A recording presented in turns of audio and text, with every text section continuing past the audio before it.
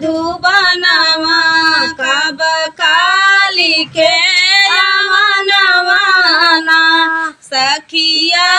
श्याम चले मधुबनवा कब काली के अवनवाना आषाढ़ मास दैया नग नगर जैसावनवारी माझिम बरसेना भादौ मास बिजुली भला तड़पाए डर मोरे लगई अंगनवाना सखिया श्याम चले मधुबनवा कब काली के अवनवाना सखिया श्याम चले मधुबनवा कब काली के अवनवाना क्वार मास बरखा कई ओरवा कार्तिक दीपक सनवाना ए गहन मास हमाय नहीं भावै सब सखी चली गवनवाना ए गहन मास हमाय नहीं भावै सब सखी चली गवनवाना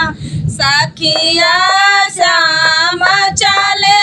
मधुबनवा कब काली के अवनवाना सखिया श्याम चले मधुबनवा कब काली के अवनवाना पूस मास पुरवैया सतावई मघवन का पाई काले जवाना पूस मास पुरवैया सतावई मघवन का पाई काले जवाना फागुन मास देवरा कर देसवा के ही संग खेलऊ रंगनवाना फागुन मास देवरा परदेसवा के ही संग खेलऊ रंगनवाना सखिया श्याम चले मधुबनवा कब काली के अवनवाना सखिया श्याम चले मधुबनवा कब काली के अवनवाना चैत मास बन के सफुलाने बैसखवन चुवई पसीनवाना जेठवा बीतल जाय बरमसिया पिया जी का भाई निया सवाना जेठवा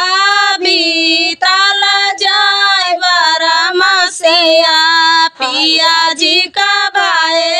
निया सवाना सखिया श्याम चले मधुबनवा कब काली के अवनवाना सखिया श्याम चले मधुबनवा कब का